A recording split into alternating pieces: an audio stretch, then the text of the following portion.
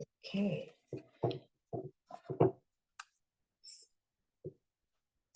Okay. Auzubillahi minash shaitanir rajim. Wassalatu wassalamu ala rasulillah. Qawla rabbi shrah li sadri wa yassir li amri wahlul uqdatan min lisani yafqahu qawli. Amin. Assalamu alaikum wa rahmatullahi wa barakatuh. Dear listeners and viewers, welcome to another episode of the Guided Serenity podcast. I am your host, Khadija Suleiman. And today's discussion is one that deeply resonates with me and so many others in the diaspora. We are talking about building bridges, empowering newcomers through community in the diaspora. So, as we are all aware that moving to a new country is an exciting yet challenging experience. Many newcomers struggle with cultural adaptation, finding community support, and feeling a sense of belonging. Some even feel homesick the moment they step their foot in a foreign country. But with the right resources and network, and the transition can become smoother and more empowering. Today, we will be exploring how community plays a crucial role in empowering immigrants and fostering sense of belonging. And today, I'm honored to have with me a remarkable woman, a leader, an advocate, a mentor, and an expert in settlement and integration, Sister Yinka Ademuyiwa. Sister Yinka Ademuyiwa has over 18 years of experience across government and non-profit sectors in Nigeria, the Netherlands, and Canada. Sister Yinka has helped over 400 individuals, that's amazing, settle in Ontario through her work as the founding director of Black Settlement Link. She's also a proud alumna of the University of Lagos, yay, and the Chartered Institute of Public Relations in the UK. Among many accolades, she was awarded the Ottawa-West Nepean Good Neighbour Award in 2023, and she was the face of I Am London in 2022. Sister Yinka is also a devoted Muslimah, a parent, a passionate advocate for multilingualism as a tool for inclusion. Also, she's an author of Yoruba books. So I am so honored. I feel so happy, and I can't even quantify my excitement. And you guys will get to know later as we go on in this podcast, inshallah. So welcome, Sister Yinka. Thank you so much for joining me here today. And how are you doing? And how is everything? Talk to us. Thank you very much. Assalamu alaikum wa rahmatullahi wa barakatuh. Bismillahirrahmanirrahim. I'm so glad to be here this morning. My name is Yinka Ademuyiwa, as my sister had said, and I'm very flattered by that beautiful introduction. It sounds like someone else, but thinking of it is actually me. Alhamdulillah, all those things are me by the grace of Allah. I'm very grateful. They sound like big things on paper, but when you look at it deeply, those are just things that have happened in life, and they could happen to anyone, right? So first of all, I must say I'm very glad to be here. I'm very honored to be part of the Guided Serenity community. It's a beautiful community. We say as Africans that it takes a village. When we say it takes a village, it doesn't have to be a physical village. Guided Serenity is our village. It's where we can come together as sisters and learn from each other. So I'm very, very, very glad and excited to be here this morning. Now, disclaimer.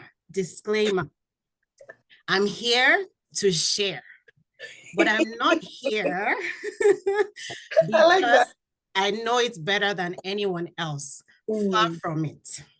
I'm here because sometimes we need reminders to ourselves.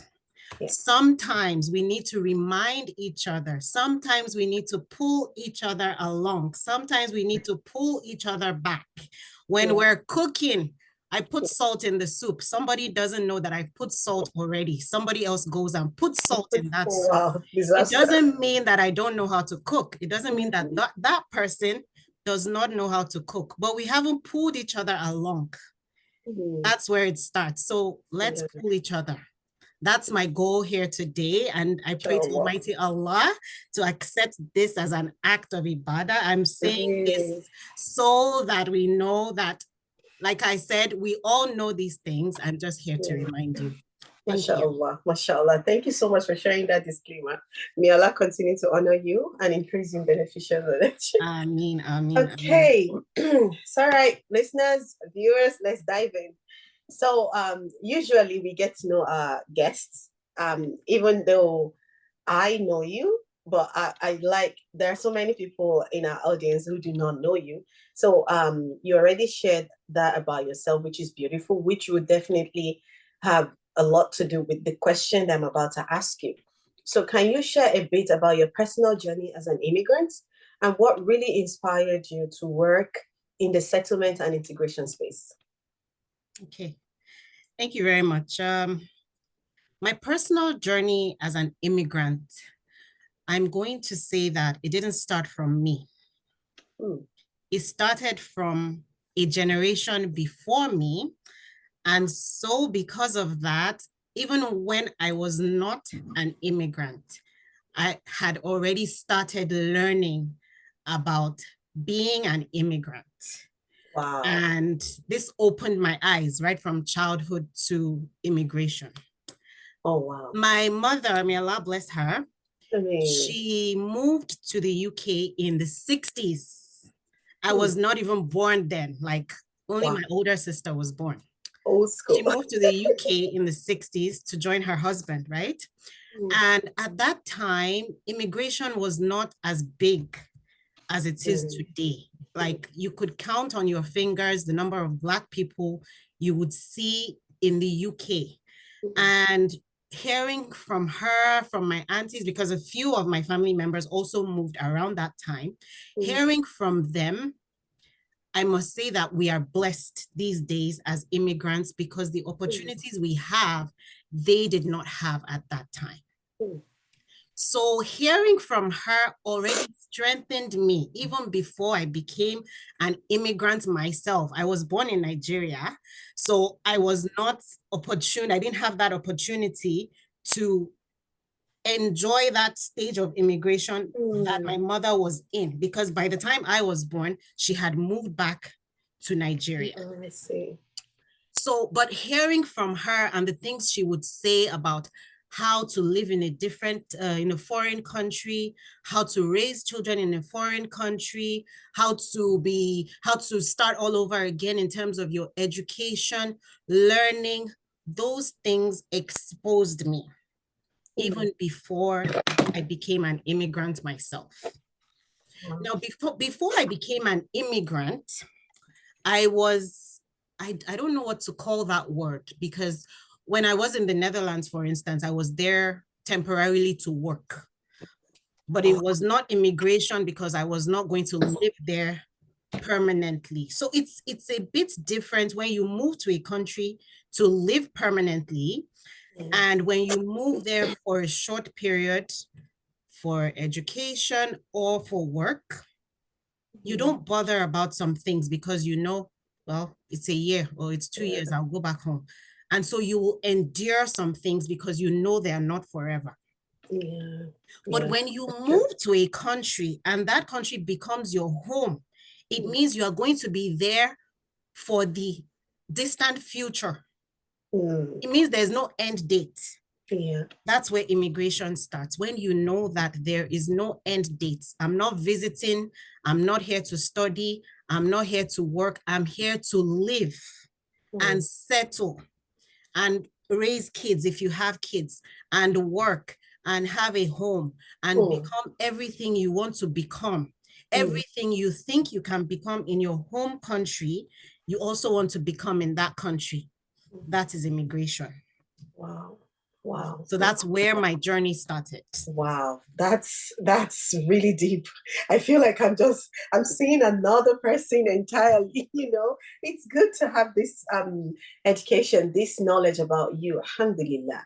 Thank you so much for sharing that. And I'm sure that a lot of people are beginning to get their pen and papers right now. If not, please kindly do so, because this is about to get really exclusive. I promise you, you know. So I'm going to move to the next question. So from your experience, what are some of the biggest challenges newcomers face when trying to build a sense of belonging in a new country? Thank you very much. As we all know, and as is commonly said, change is one of the most constant things in life. Yeah. Like, things will always change. Even as a human, you're going to grow from a baby to a toddler, from a toddler to a preschooler, from a preschooler to a child, to a teenager, to a preteen, adolescent, adult. Even in adulthood, you are still changing. You are going to be middle-aged. You are going to be a senior. Oh, wow. If Allah blesses you to be a senior, to grow old, you are going to get to that stage. So even in your life, without doing anything, you are changing daily. Yeah. So everything that you experience as an immigrant, there is a possibility that even in your home country, you might experience those things. True. When you move to a new country, the first thing is change. Change in the people around you, change in the style of government, change in how they speak, change in food that you're going to how they speak. Change in, there are so many changes. And I'm going to go back to even though that's not where we are today, I'm going to go back to my social services background to say that moving to a new country is one of the most stressful things in this life. I agree. 100%. There is a scale. Maybe we'll share that scale later. One of the most stressful things, I will list some other things. Some other things include losing a family member, having a critical illness, having a child, and moving to a new country. Those things are stressful. Yeah. Now, the first two, losing a family member, it's a bad kind of stress. Yes. Having a critical illness, it's a bad kind of stress. Having a child is a good kind of stress. Getting married is a good kind of stress. Yeah. So stress can be positive or negative. It's still stress. Your body is still going to react the same way. Your mind is still going to react the same way, but it is stress. Yes. Now, moving to a new country, I'm going to ask you, my sister, is it a good stress or a bad stress? Well, it depends on the outcome. Mashallah, that's the answer I wanted. It depends on the outcome. Yeah.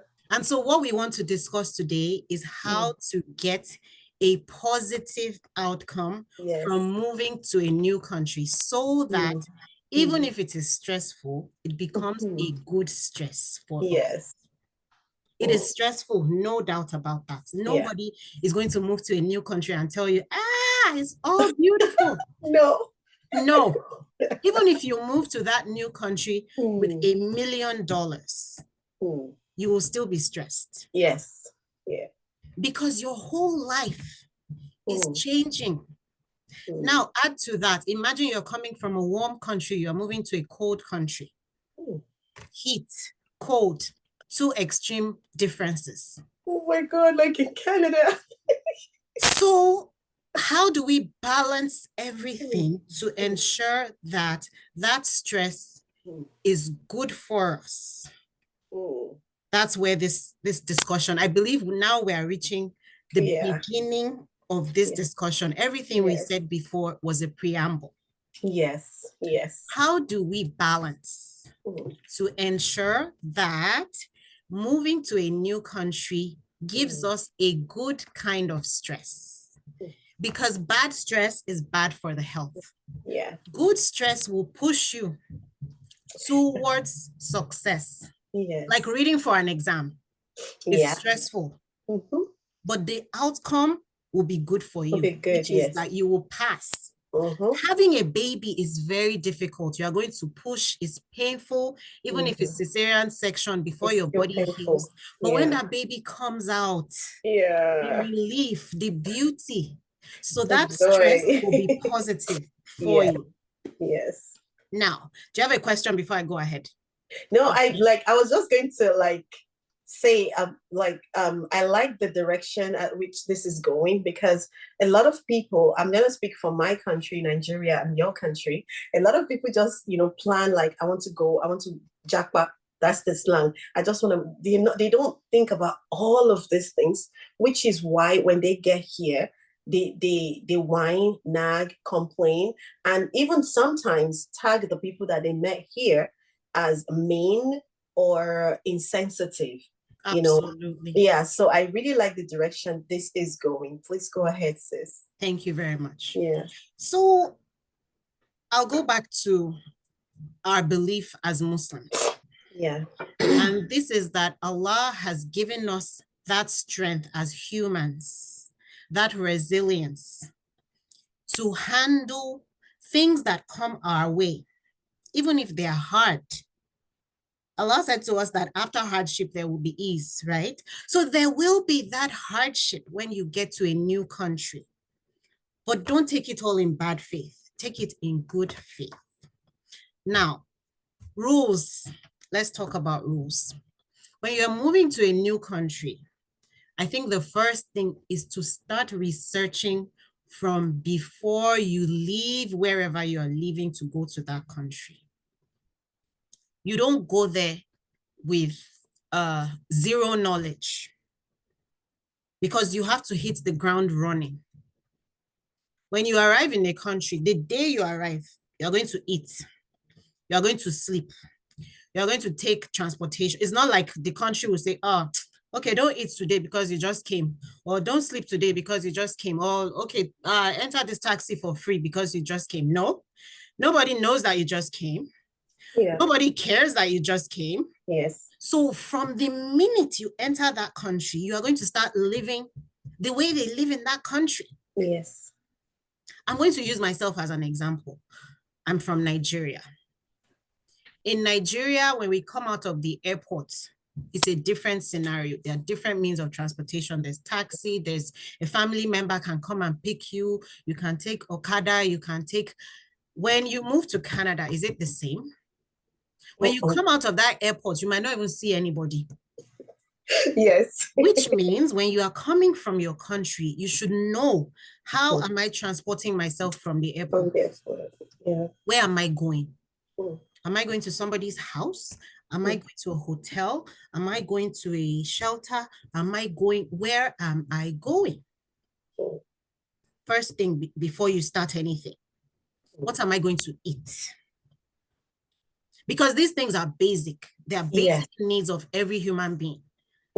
Whether you're a newcomer, you have lived there for 100 years, you have lived here for 200 years, you are going to eat, you are going to sleep, you are going to need transportation, you are going to fall sick, and you are going to need health care. Survival in general. Survival. The country does not care whether you just came. So these are the first things you should know. Where will I get food? Food that I can eat, because as Muslims, it's not every kind of food that we can eat. Mashallah, yes. What kind of food can I eat, and where can I get that kind of food that I can eat? Where will I sleep? Can I afford the place that I can sleep? Because there might be places that you can sleep, but can you afford those places that you can sleep? Yeah. If you can't afford those places, where can you sleep that you can afford? These are the basics of every newcomer when you have just arrived. Okay, so you arrive. You've started all these things. You've started to sleep, you've started to eat, you've started to do all those basic things that every human being does. What's the next thing? You must pay your bills. Yes. Oh my God, that's the scariest part of this whole thing. You must pay your bills. There's no moratorium to say, oh, these people just arrived. Leave them for now. Let them not pay rent. Or if you go to the grocery store, you say, oh, I just came to the country. Ah, okay, take milk, take bread. You just came. No. You have to pay. Yeah. And if you cannot pay, where do you get those things? As newcomers, no matter how much money you are bringing into the country, it is a probability that you are going to fall below the low income threshold. Yes. Not because you are poor. Yeah. But because you are starting afresh. That clarification is important. It's not poverty, because we are Nigerians. And as Nigerians, we are very proud people. Yes. Pride can be a good thing, but it can also be a demerit. Yes. Let your pride not make you to be misled. Yeah. Where can I get free food or affordable food? When I arrive as a newcomer, if I can afford to live in a mansion, so be it. Yeah. If I cannot afford to live in a mansion, where can I live that is affordable, that is safe? As women, we are women altogether, we are women, but there are different categories of women. There are single women without kids. There are single women with kids. There are married women without kids. There are married women with kids. No matter what kind of woman you are going to fall into one of these 4 categories. There's no other place that you will fall. Either you're single with kids, single without kids, married with kids, married without kids. You will be one of those things. Now, all 4 of those, even though we are all women, we have different needs. A woman with kids will be thinking, what are my children going to eat? Or my children will go to school. My children will wear clothes. Even if you are looking for clothes for yourself, your first priority will be, what will these children wear? It's cold weather. It's different from the weather I'm coming from. How will they be warm? How will they look nice? How will they? If you're a single person with no kids, that's not your priority. Yeah. So priorities will differ based on your personal situation. And that is where individualism comes into play. As much as newcomers, we are together, we're a group, we love each other, our situations can be different. And so because our situations are different, we cannot afford to copy each other. We cannot, you know, when we used to write a jam in those days, there's type A, type C, type B. If you are writing type A and you copy type B, you have failed already. Yes. Yes. So me as a married woman with kids, I'm not going to have the same priorities as a single Muslima without kids. Even though we are both newcomers.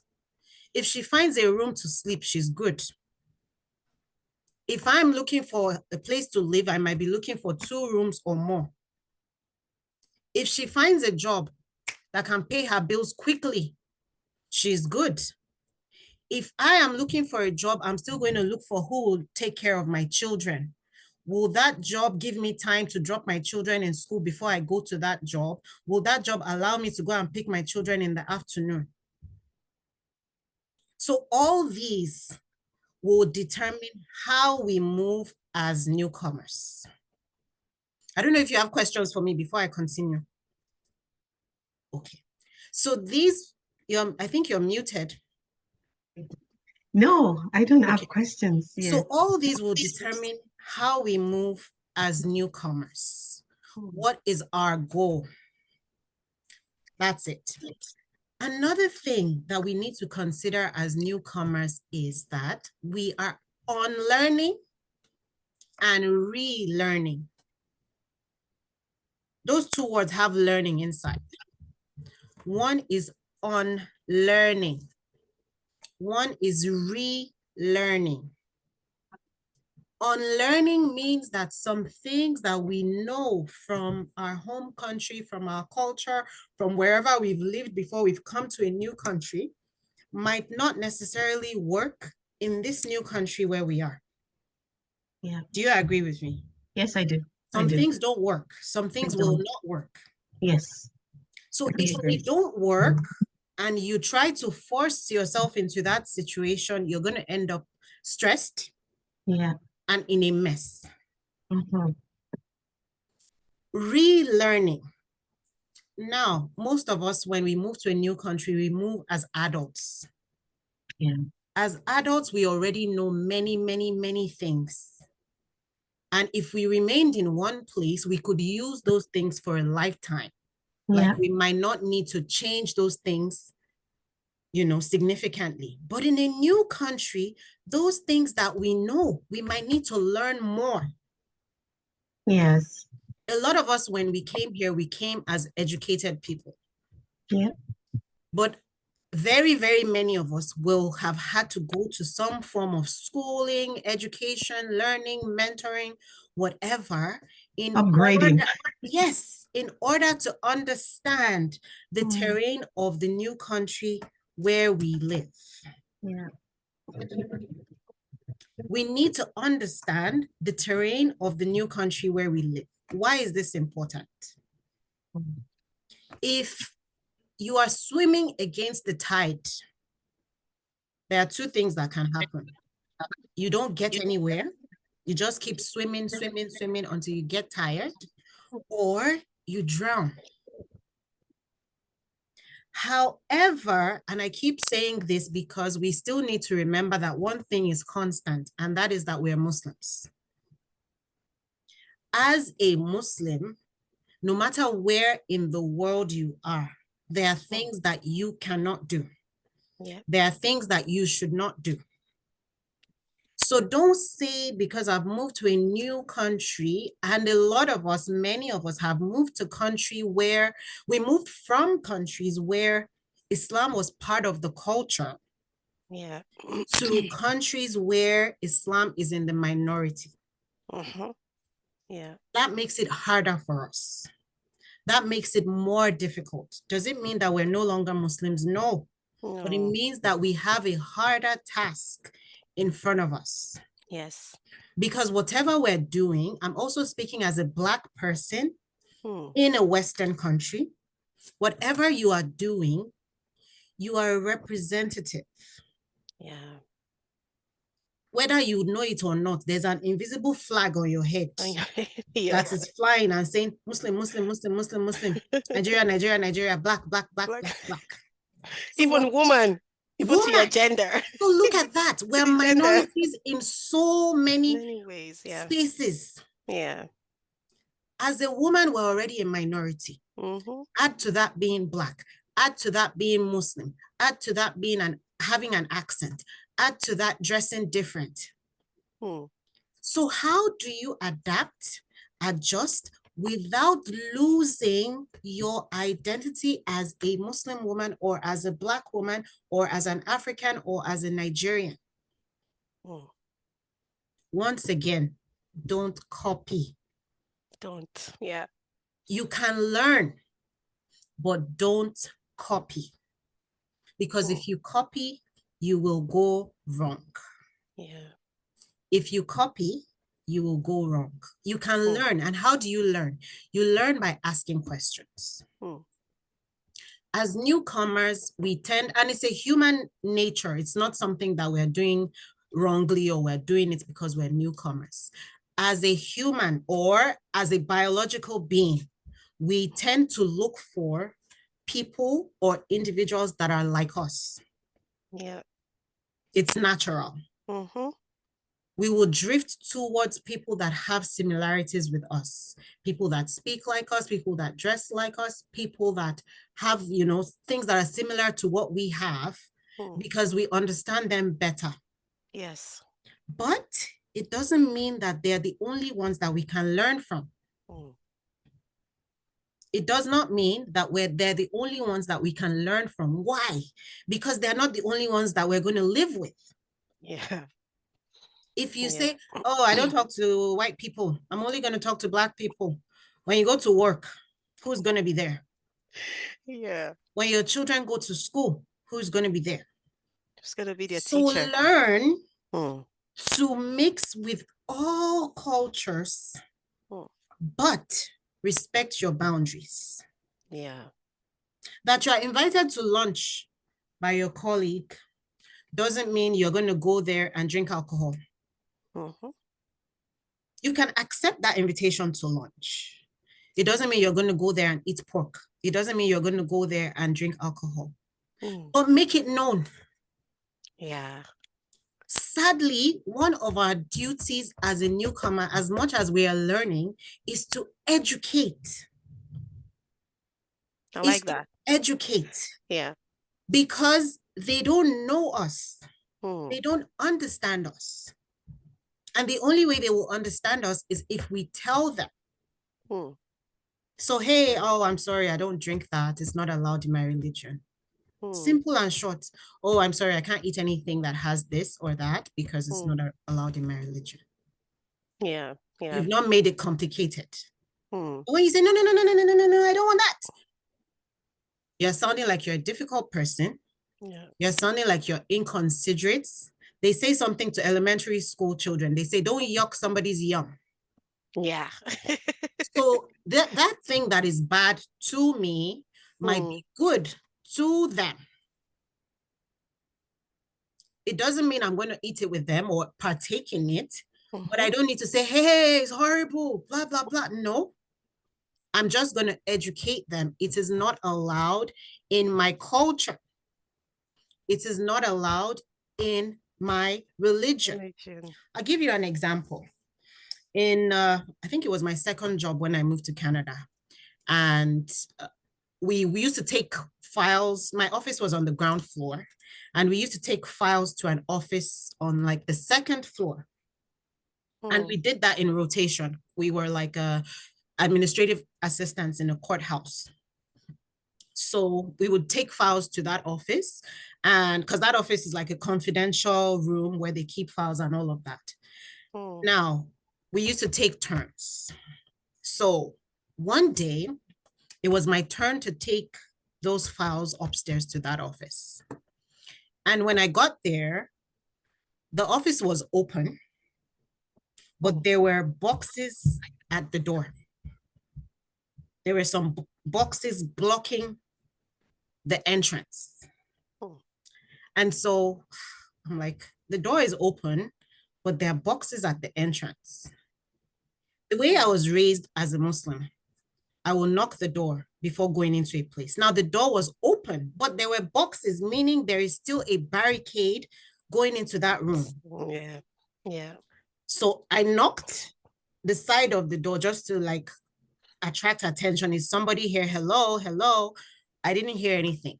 So I took my files and I went back downstairs. When I got downstairs, I came back to my colleague. She's like, why'd you bring the files back? I said, that office is not, it's open, but it's not accessible right now because there are boxes. She's like, but it's just boxes. Was there anything in the boxes? I said, no, empty boxes. You should have pushed the boxes to one side and entered. I said, no. In my culture, if there's something barricading a place, it means there's a reason why they put those things there. Yeah. And I need permission before I go in. Yeah. And she's like, oh, whatever. And she took the files and went back upstairs. She's like, you know what? I'll go drop them myself. And she took the files and went upstairs. In about 5 minutes, she came back down. She was red. Oh, wow. Red. So I'm like, hey, what happened? Are you okay? Let me catch my breath. I'm like, wow. What happened? Are you okay? She said that there was a snake in that office. Ooh, wow. Subhanallah. There was a snake in that office. Wow. See how your culture, your religion saved you. So I was like, oh, wow. Are you okay? She said, yeah. She was so scared. Blah, blah, blah, blah, blah.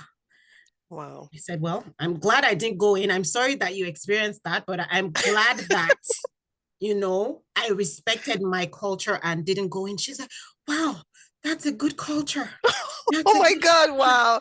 That's a teaching moment right there. Yes. So apparently the man that works in that office has a pet snake. which he Wow. brought to the office. Wow. And he didn't want anyone to go in there. That's why he put those boxes, but he left the door open so that people knows that he's around. He just stepped out briefly. Wow. Wow. So she walked into the office confidently Hmm. and she encountered a beautiful snake. A beautiful snake indeed. Oh my God. So there are positive parts to our culture, as in fact, everything about our culture. And Yes. I'm not saying this because I'm biased. Everything about our culture as Muslims is beautiful. Yeah, I agree. The part that people disagree with is because they don't know or they don't understand. And when we explain the reason behind those things, then they realize, oh, that makes sense. But how do we educate people if we don't know ourselves? Exactly. Exactly. Our Prophet Muhammad sallallahu alaihi wasallam, he said we should seek knowledge as far as where? As far as, like, anywhere, as far as you can go, you know? So if we as Muslims don't know the reason why we are doing things, how do we explain them to people? To people, especially non-Muslims, How do especially we in a explain foreign them land. to people? Yes. So the first onus is on us to know and learn. Then we can teach. Yes. You can't teach what you don't know. That's true. So as a newcomer, your biggest strength is knowledge. Yeah. 100%. If you know, you will go places. Yeah, I agree. If you know, you will go far. If you don't know, you might remain stagnant. Just a quick one there. Sorry to cut you. Like what you said now, knowledge. I might be wrong, and this is not me generalizing, but one thing I've observed, like for me also, I'm in that space where I help a lot of newcomer, not like you do it officially, but like, first settlements, you're coming into a new country, you're not stranded. So in most cases, I allow them in my home. Or I used to, because I stopped. But now, one thing I've observed, like the trend I've experienced with the newcomers who come into the country, is they have this mindset that is really hard to make a shift. And I see that if they are not willing to make that shift, I'm not God, but there's a possibility that they might not be able to go far. And I'm going to share with you. For example, let me take it from the aspect of Muslims. In most cases, when Muslims come here, they're like, oh, why do they do this? Oh, I don't think I can. Oh, no. Have I not made a mistake coming here? I don't think I can. They start to, get upset and defensive and, angry at the system. And, but when you try to explain to them that, no, why can't we look at it from this angle? Why can't we see it from this way? Yeah, maybe the Western culture is like this. We are not coming here to change them, but how about you come here, seek more knowledge, use yourself as a teacher to teach these people? Because sometimes I lived in the States too. There was a period I was in the bathroom, and the female bathroom is different from the male bathroom. And then I took off my hijab making wudu, and then one of my colleagues walked in. I was like, oh, wow, I love your hair. Can I touch? But immediately she came in. I didn't know she was already in, actually. But by the time I saw her, I was all, because I didn't know who came in. So I was all trying to cover up. And she was like, no, it's okay. It's me. Your hair is beautiful. I was just admiring your hair. Can I touch it? I was like, yeah, you can. She was like, then why do you cover it? I'm like, first of all, I'm a Muslim. Secondly, I'm a Muslim. Third, I'm a Muslim. And last, I'm a precious pearl. I can't be exposed. I was like, interesting. And you know how these people reason? They are very curious. The moment you arouse their curiosity, they want to know more. And then she was like, I still do not understand. How can you be this beautiful and you cover everything? How do people? I said, that's why I'm covered. I do not want people to see my beauty because it's not for the public. My beauty is for myself, first of all, and for my immediate family members who have the right to see me without my hijab. And then we got into it, and I kept educating her. You know, even in my mind, at some point, I was like, I hope she accepts Islam. But, you know, out of curiosity, but what I'm trying to say here is that was because I didn't turn around and say, oh, you can't touch my hair. Oh, you should have knocked, or, you know, make a scene out of the situation. I used my own response to teach her something without being aggressive, without being rude, without being, you know, I made her comfortable. Right. But I noticed that the case is always different because there's always this WhatsApp group, especially new immigrants who come to Canada. There's always this WhatsApp group. I don't know who the admins of this WhatsApp group is, where they put all of them together, give them half-cooked information. And, you know, then when they come here and see the reality, there's this culture shock. There's this anger. Sometimes there's this, you know, regrets, like, oh, why did I come here? What's going on? But how do we, you know, help these people? Because I believe that the mindset shift should start from where you're moving from before you even come into the country. Because when you come into the country with such mindsets, it becomes really hard for people to help you. Because between you and I, sometimes I try to just give those people information and leave them to do it. But those who are willing to learn and seek more knowledge, I'm there to guide them, to support them. But you, on the other hand, you work with them closely. You've worked with the government, you've worked with lots of immigrants. How do you handle these people? Because at the end of the day, even when their kids go to school, they're already on the defensive side. They're already on the fence, waiting for every little thing to happen, and then they explode. But forgetting this is a country with rules, regulations that you have to follow. So how, in your experience, in your years of working with immigrants, how have you been able to help immigrants with their mindset shifts in terms of this behavior? Thank you. That's a loaded question, and I love that question because it was bringing me to the next thing I was going to say. Okay. A couple of days ago, somebody said, and I'm not going to mention her name, she said, immigration is a privilege and not a right. Okay. Immigration is a privilege. That's loaded. A right. So what is a privilege?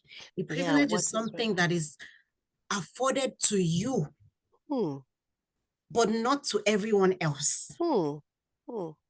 So gratitude plays a big role. And as Muslims, that's something we should have, gratitude. We should be grateful. When we're grateful for what we have, we will appreciate it. And we will not be entitled.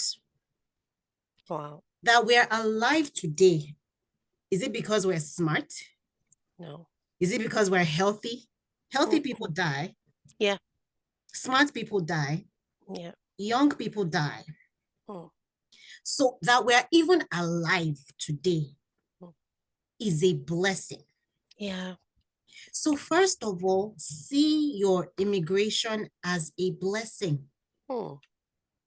Don't see it as a burden. That's where to start from. If you see it as a burden, you already have the wrong mindset. Yeah. If you have food in front of you and all you're thinking is, this food is not hot, this food is not delicious, this food is not. But if you think, wow, I've not eaten since yesterday.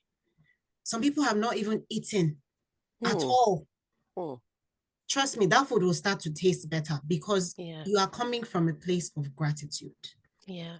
But if you come from a place of entitlement, which is where a lot of newcomers come from, things might be hard. Yeah. Yeah. I agree. I'm going to go into Yoruba. I'm sorry. No problem. I cannot do without that because those are my roots, right? Yes. There's a Yoruba proverb that says, Belelako olabo. I'll translate. It means that saying sorry can be positive or negative. Yeah.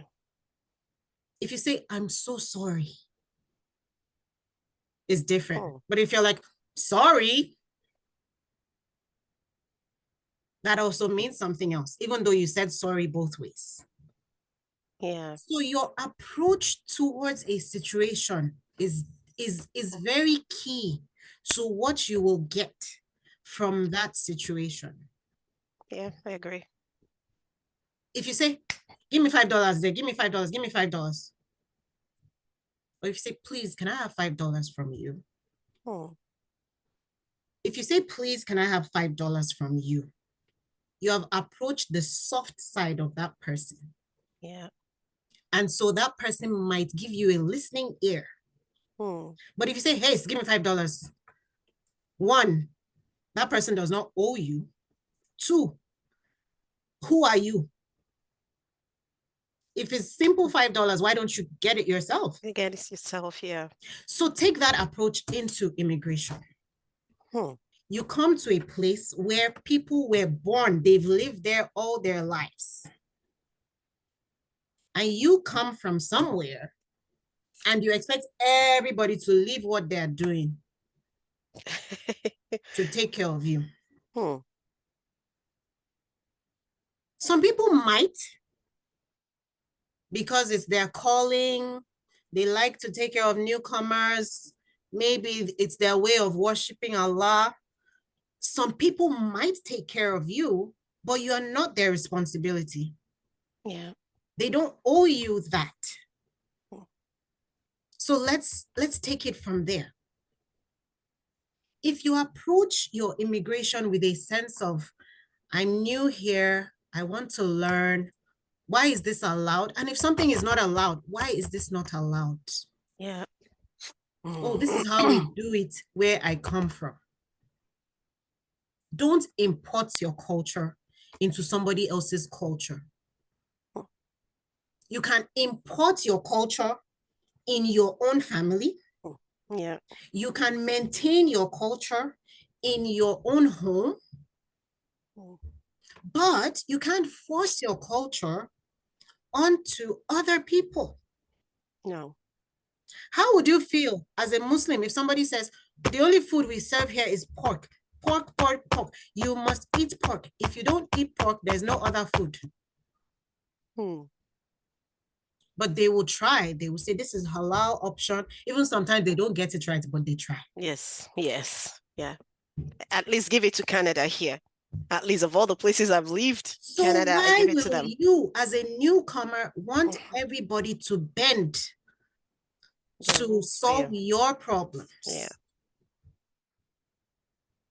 I've heard people say, and this podcast is for all nationalities. It's for all people, even people that are not Muslim. I see somebody here in this call who's not a Muslim, but there are positive things that we can share outside of religion. Yeah. So why would you force yourself onto people because you are new? Who cares if you're new? Yeah, nobody. The only person that cares that you're new is you. Remember when we were younger in school, when there's a new child in class, some people will play with that child and some people will not play with that child. Yeah. If they have a nice teacher, maybe that teacher will say, hey guys, we just have Fatima in this class. She's new. She just came from in a different school. Please play with her. If the teacher says that, some people will play with that child and some people will not. Yeah. But if that child goes to them and say, hey, my name is Fatima. I'm new. I just joined your class. That's taking a step. Yeah. But if this child just sits at her desk, doesn't move, doesn't talk to anyone, it might remain like that until some very kind children who maybe that's how they were raised at home will reach out to her. Yeah. So as a newcomer, the first step is from you. When you go to your, if you have kids, for instance, when your children go to school, introduce yourself to the teacher. Let the teacher know we're new in this community. Please, if there's anything that you notice, let me know. Ask questions. Is this allowed? Can they bring this to school? Whatever. But it takes me back. Do not copy. Yeah. I like that. Yes, I know why I'm saying do not copy. It's important. Because we still have to maintain our identity. Don't tell me because I'm a newcomer, my child cannot bring jollof rice to school. They must bring sandwiches and pizza and blah, blah, blah. Who says? Because some people now go to the extreme where they are trying to adapt. And because they're trying to adapt, they now go into copying and losing their identity. It brings me to our salat as Muslims. Some people will say, I don't pray. Oh, I can't pray at work. I can't pray at. Have you asked? Have you tried? Did anybody say to you, that is the rule, no praying in this establishment? If nobody said that, then you're just making, we make things up. Yeah, a lot. We make things up. You hear some people say, oh, white people are wicked. Yeah. Which white person has been wicked to you? What did they do to you? You even hear a lot of, sorry to cut you, a lot of Muslims. Yeah, sorry to cut you there. A lot of Muslims will say, but what can we do? There is no halal here. Where the only grocery store near me is Walmart, and they only have no. I tell them, no, Walmart carries halal, Freshco carries halal, Costco carries halal, because they know it's multicultural, multi-religious in this country, and they recognize your presence. That's why they have it there. So ask.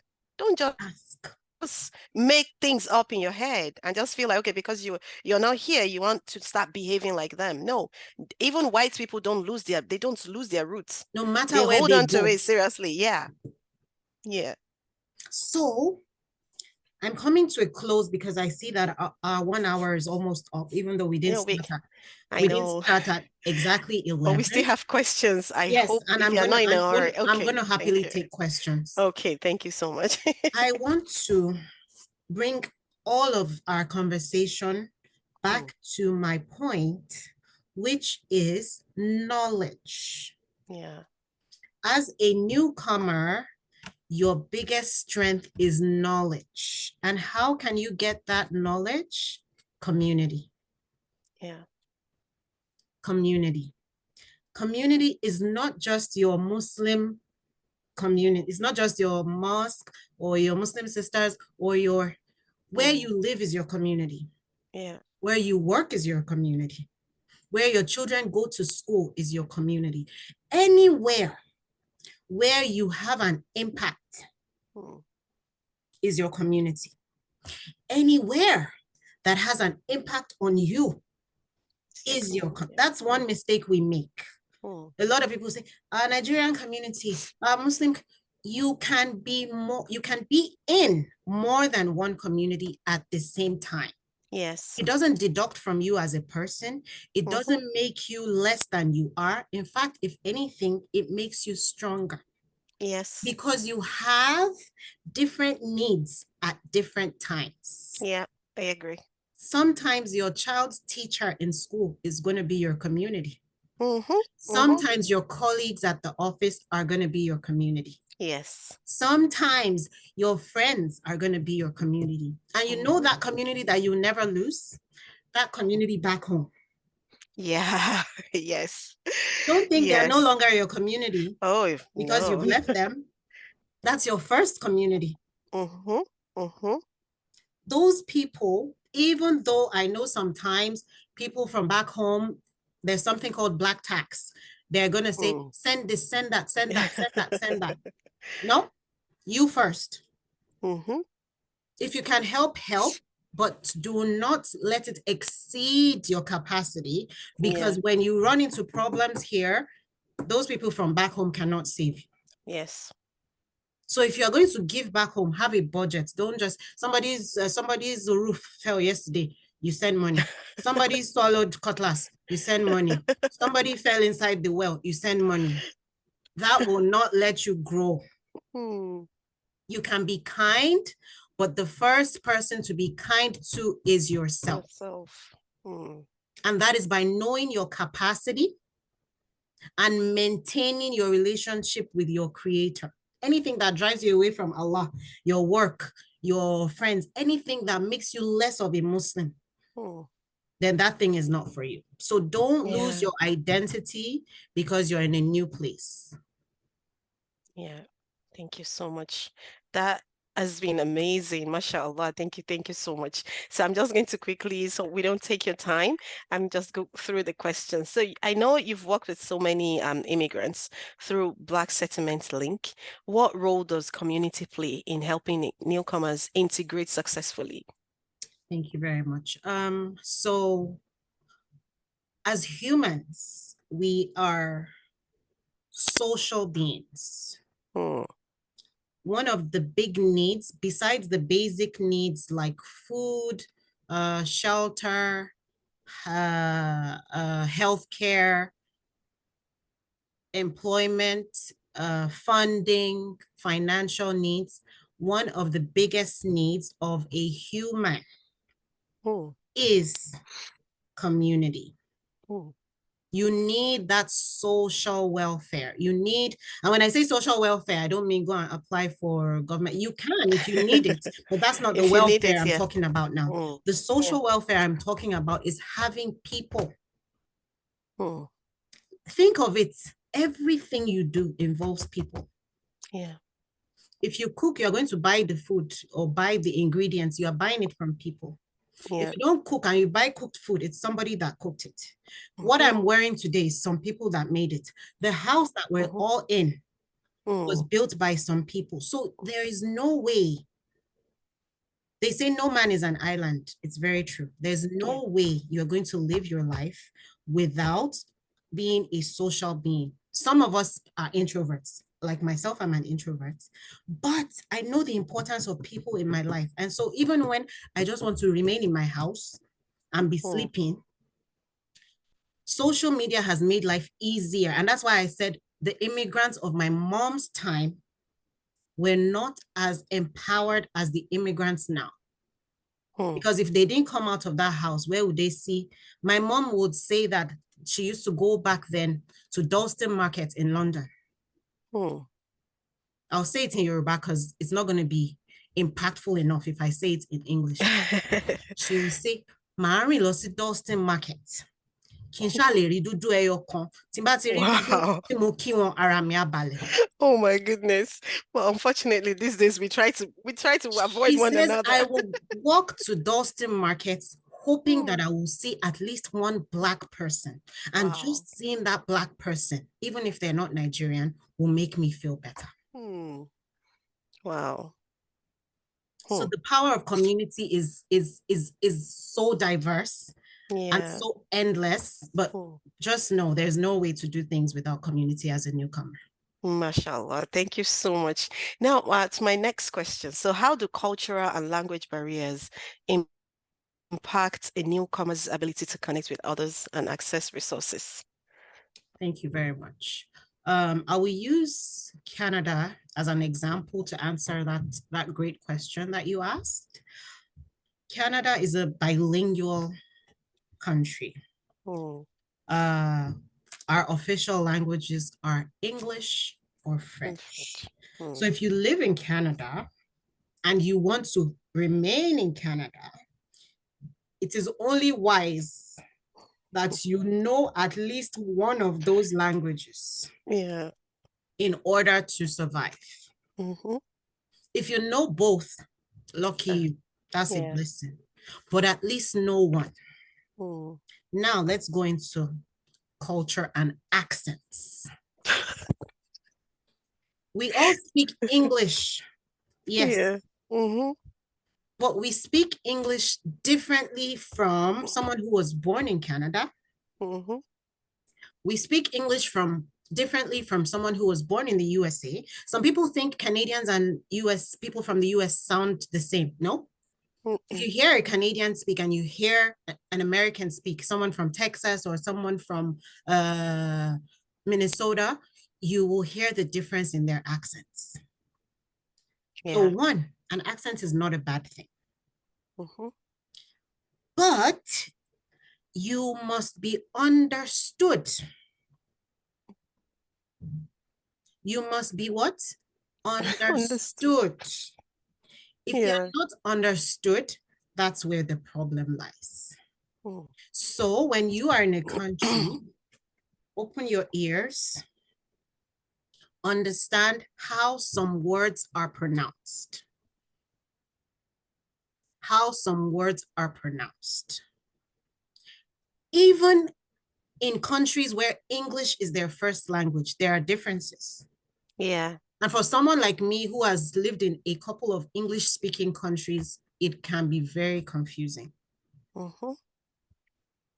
The trunk of a car, in Nigeria, we call it the boot. The boot. In England, they call it the boot.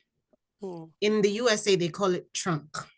In Canada, they call it the trunk or the hatch. Yeah, the hatch, yeah. Now, if I go to the USA and I'm saying, put it in the boot, put it in the boot. They're wondering which boot. Which boot are you talking about? Yeah. So learn the nuances of the country that you live in. It's not to help them, it's to help you. Because if you're not understood, one thing it will do to you is it will decrease your confidence. Yeah. When you're talking and people don't understand you, after a while, you don't want to talk anymore because what you're saying is not passing a message across. Yeah. Also, you want to understand people. So using the culture of where you live, the cultural nuances of where you live should be part of you building your vocabulary. There are some words like, let me see an example.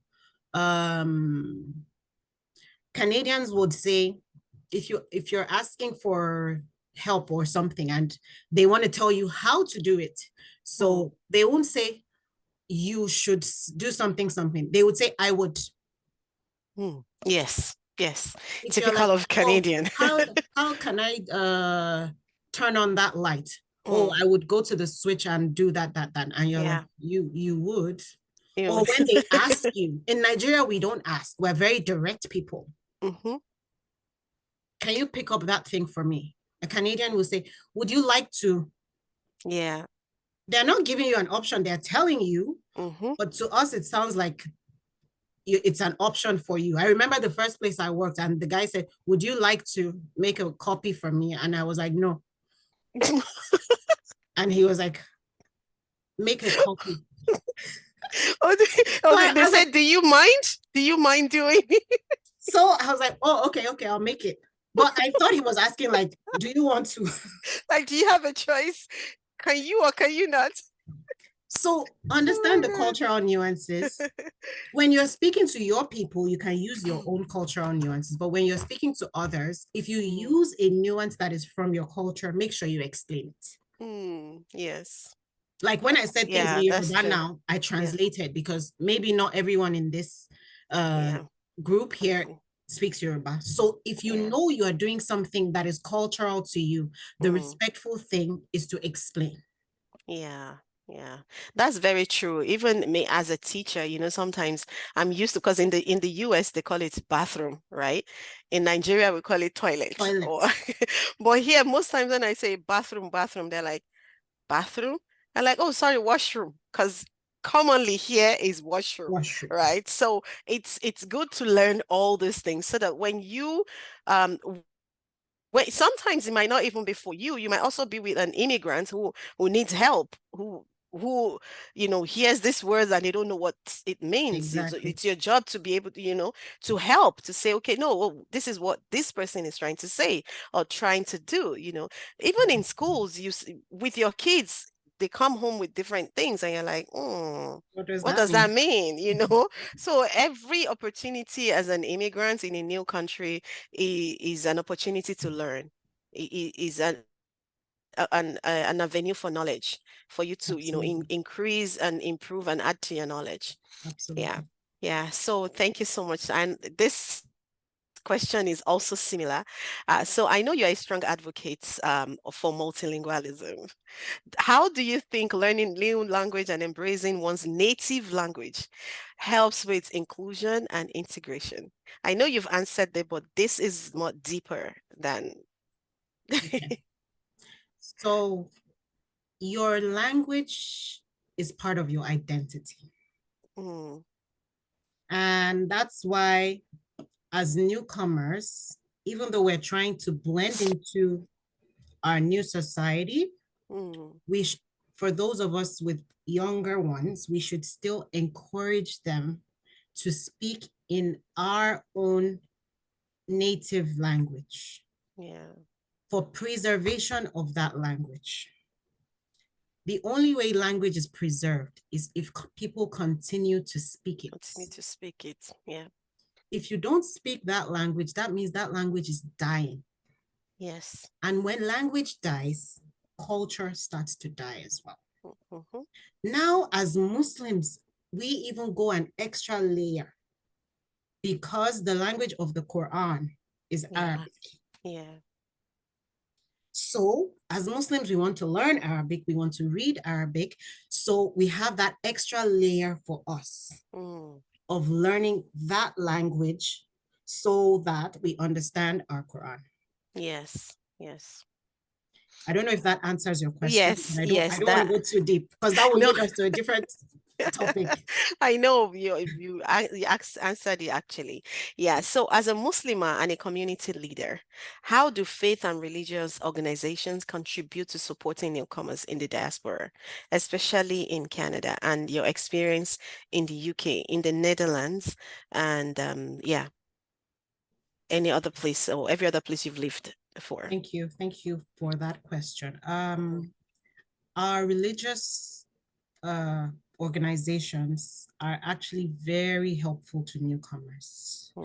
They provide a lot of basic needs. And that's what a newcomer needs before they start anything else. Like we said earlier in the beginning of this podcast, food, shelter, clothing, funds, clothing, protection from this harsh weather.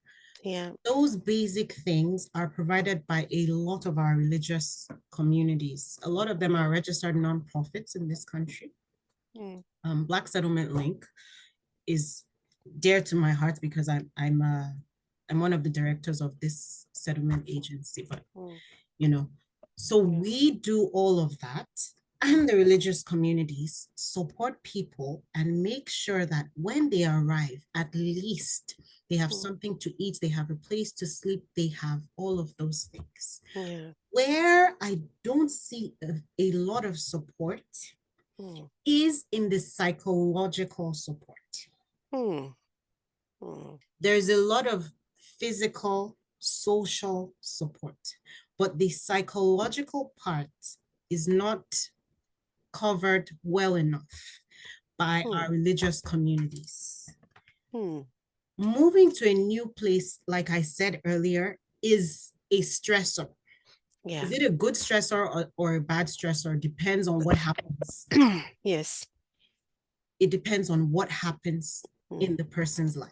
Yes. So, because it is a stressor, it has an effect on our psychological well-being, our mental health. I'm trying to avoid mental health because that's but it is what it is. Actually, we all went through it anyway. So our religious communities, unfortunately, are not equipped to handle the mental health side of things. So I'm gonna say, just as an ABC for people, an ABC is basic, something that you can quickly look at and know the answer. So if you're just feeling dejected, you feel that you're always sad, You are starting to avoid things that you normally like. Oh. You are abandoning your self-care. You don't want to take a shower. You don't want to eat. You are not sleeping well. All these things are signs that there is something not right with your mental health. Yeah. If you have a family doctor, talk to your family doctor about it. Mm. If you feel like harming yourself or harming someone, it's a sign that all is not well with your mental health. Don't hide it. Yeah. Praying is good. Praying works.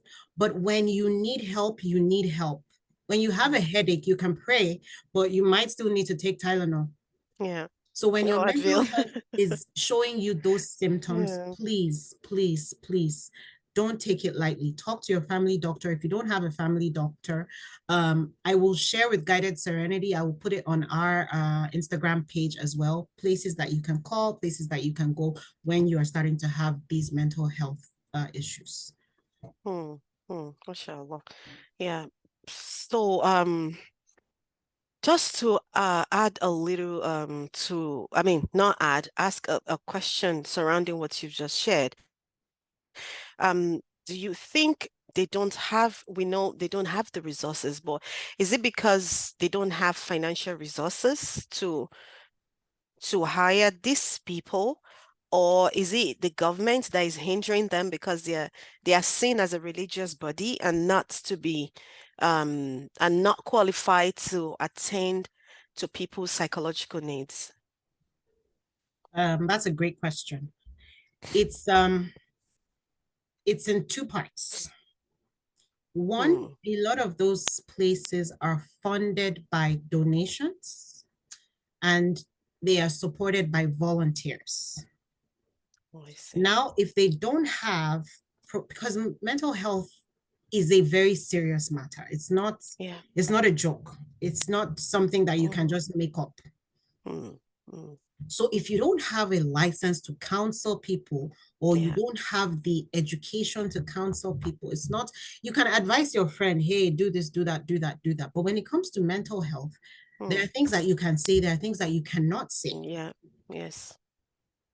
So it's regulated. And because it's regulated, only people who are licensed can go deep into those conversations. And so our religious communities might not have those people because they cannot pay them, or because they just don't have those people. Yeah, because I also know that it's quite expensive. Being a coach is very myself, expensive. I think coaches fees are like the most affordable ones, because I think a session for counseling or therapy is like between $150 to $200 and above, just for 1 hour, or if for some people it's even 30 minutes. So even the rich people, I mean, the people who have steady income might not be able to afford it. Absolutely. That's why most people use insurance for services like that. But we hope that in the future, our religious organizations will be able to, afford the pay for professionals to come in and help, inshallah.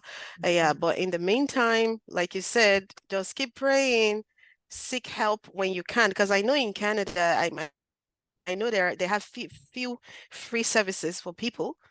For people who qualify, I think for PR or temporary residents, not visitors, I guess, right? Yes, they do. They have some of those services for refugee claimants and permanent residents. Okay. Yes. Okay. They have for citizens too, right? They have for citizens, but a lot of services are restricted to newcomers. And so most times, by the time a person becomes a citizen, they are no longer a newcomer. Oh, I see. Oh, so what if a citizen needs help? If a citizen needs help, then they will go to other services, but those services are not they're not mostly free. Oh, that's depressing. It is, to be honest, it is. It is depressing. Oh my God, thank God for a strong community. Thank God for people like you. Alhamdulillah. Alhamdulillah. Okay, so my next question is, what advice would you give to immigrant women, the women who may feel isolated or struggle to find their voice in their new environment? And let me just explain a little bit further. I've met a lot of women here, and being a podcaster as well, I've interviewed a lot of people, and I've heard how they struggled or how they still struggle to find their voice. When I say find their voice, it could be in terms of career, it could be in terms of, progressing with their academics. It could be just as a normal human being. Sometimes it could be as a Muslim. So what advice would you give to such women to help them living in this, with living in this diaspora? Thank you. I believe that as Muslims, I always go back there, and as mostly Africans, or let's leave it as at Africans. Moving to a Western country can be a blessing, and it can be a burden. We tend to find our voice as women when we move to the Western world. Okay. Because in our culture, or where we come from, women are, I'll say, protected. But I will also say, and this is a sensitive topic, so not everyone is going to agree with me, and that's fine. I'm also going to say oppressed. Oppressed. Because women are not allowed to do so many things. Even within the confines of Islam, women are not allowed to do many things because of the gender stereotypes, because of the how we have restricted certain roles to each gender. And so when you have oppressed someone for a long time and they move to a place where that oppression is not allowed, there are two ways it can go. It can make them free to achieve their dreams, but it can also make them crazy. I'm going to use that word. Because that freedom is so new and so fresh and so foreign and so strange and intoxicating that they cannot imagine, I can do this. Yeah. And nobody will say no. Wow. A lot of women move abroad. They lose their hijab. They lose all their Muslim identity because nobody cares where they are. Yeah, even moral codes. Moral codes, they don't care anymore because nobody cares. Yeah. But let's look at the positive side, because I prefer that we look on the positive side. That's what we need, right? Yeah. You can achieve all those things that you have dreamed of. All those things that you wanted to achieve in your home country as a woman or as a person. You can achieve them here. It's not going to be easy. There are other barriers, not the same barriers that you faced in your home country, but new barriers. Yeah, fresh. So you might still be oppressed. Oh my God, as my people will say, wahala no dey finish. At all. You might still be oppressed, but oppressed by a new set of things or a new set of people. So at the end of the day, wherever you are, it's your determination. Yeah. That will get you where you're going. Back home, some people, husband pays the bills, husband does everything, blah, blah, blah. And so he's the say all and be all. They move to a new country. That doesn't work anymore. Wife is now paying some bills. Wife is now doing some things. And so because those gender roles have shifted, then it's only natural. Like they say, put your money where your mouth is, or put your mouth where your money is. Right? So the person that pays the piper, he calls the tune. Yeah, that's true. So if I'm paying bills and you're saying, don't do this, don't do that, don't do that, don't do that, don't do that, there's going to be a problem. Yeah, yes, I agree. I agree. So let us go back to, I'm going to come back there again. What is expected of us as Muslims? If we go back there to what is expected of us as Muslims, then it's highly possible that we'll get it right. Wow. And I'm talking to both genders now, female, male, whatever. Go back there. Don't be an oppressor. If you have the upper hand, don't be an oppressor.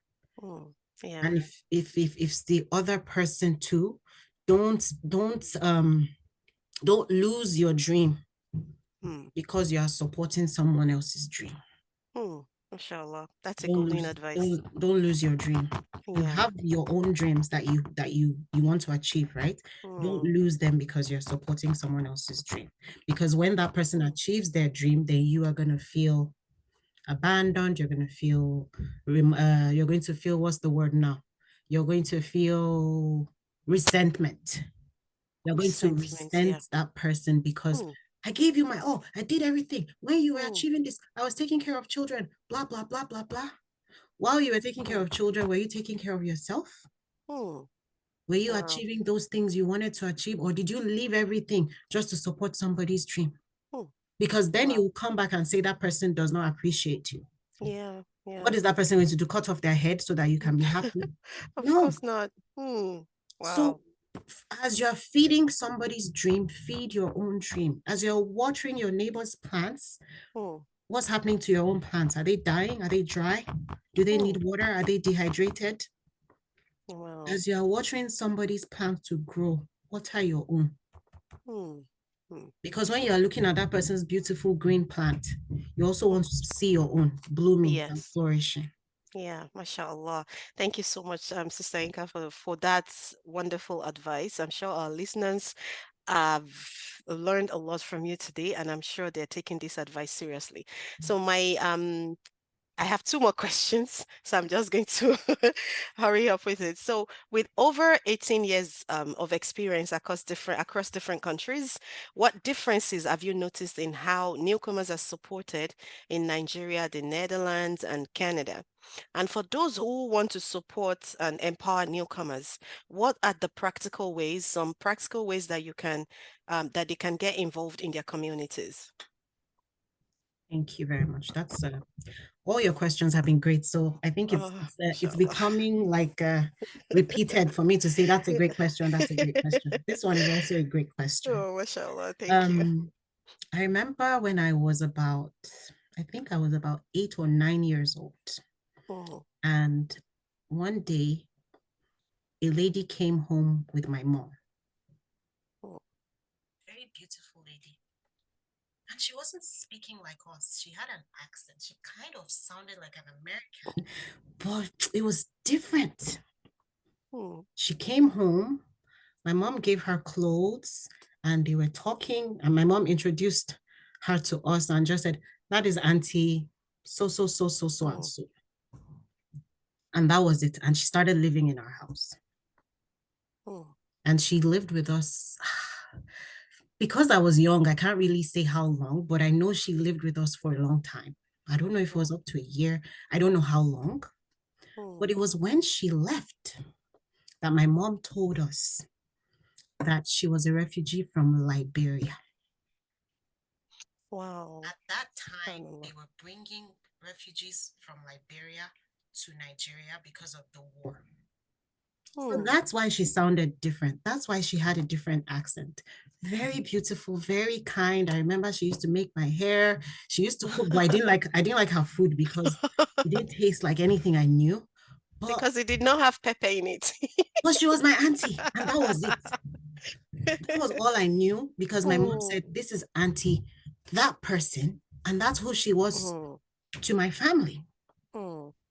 And she went on to do great things in Nigeria. She got married to a Nigerian, and she's been Nigerian ever since. So that was then. Now, what does Nigeria do for newcomers? I don't even know that Nigeria has newcomers, so I cannot speak on what I don't know. I'm just saying that personal experience that I have. Even Nigeria itself need people to rescue it. But in the Western world, there are official settlement services that the government has set up or that have set up as non-profits, one of which is Black Settlement Link, who provide assistance to newcomers, those basic needs that we talked about, food, housing, and clothing, because those are the most important things when a person gets somewhere. They need a place to sleep, they need something to eat, and they need to wear clothes that work for the weather where they are. Then we can talk about employment after these three things have been solved. These are what those settlement services do. The government of Canada is so gracious in terms of newcomers. I know it's harder now because we have more newcomers and there's a lot of pressure on the system, but it used to be great. Now I can't say it's great, but at least it exists. Yeah. So that's my short Thank answer. you. So for those who are new in Canada or in the diaspora, and you're listening to us right now, you don't have to be where we are. Just seek help. Ask in your neighborhood, ask people around, and it doesn't have to be your people or your color of people. It can be anybody. And always remember that you have your community almost everywhere. If you're working, your workplace serves as a community. If your child is in a school, the school is also a community that can help. And if you are a Muslim, you pray in a masjid or you have a masjid nearby, always remember that that's also a community that you can belong to. And it's never too much to be in all of these communities because they all can come handy in different times and different places for you. Bismillah. So my last question for us, our guests today will be, what message do you have for newcomers who are currently struggling with adaptation, homesickness, and feeling disconnected? I'm smiling because I've experienced this before a lot with the fact that I've harbored a lot of people in my house, a lot of newcomers, and I've heard them say different things, So what message do you have for them? Thank you. I'm going to go back to what I said before, that moving to a new country can be a good stressor or it can be a bad stressor, depending on how you take it. So take it as a blessing and not as a burden. If you see it in a negative light, then it's already negative because that's what you see. Take it in a positive light. Appreciate it. Be grateful for what you have at the moment. All your dreams are valid. Your dreams will happen as long as you can put in the work. But one important thing that we will go back to that I have said over and over again is seeking for knowledge.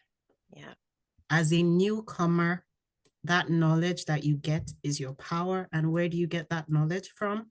A lot of it will come from your community. Thank you very much. I've had a great time with you this afternoon. We started in the morning. Here we are in the afternoon now. Thanks to everyone who joined in and really glad to be here. Thank you. Wow, Yinka, this has been such an insightful conversation. We've touched on the importance of community, language, faith, support system in helping newcomers feel empowered and included in their new environment. It's been really wonderful. So before we wrap up, is there anything else you would like to share with our listeners? I don't know, it may be anything, but most importantly, I'd like you to talk about the BSL in case, is it BSL? Yeah, it's BSL. In case we have people who are listening or people who might want to, watch the replay on YouTube later.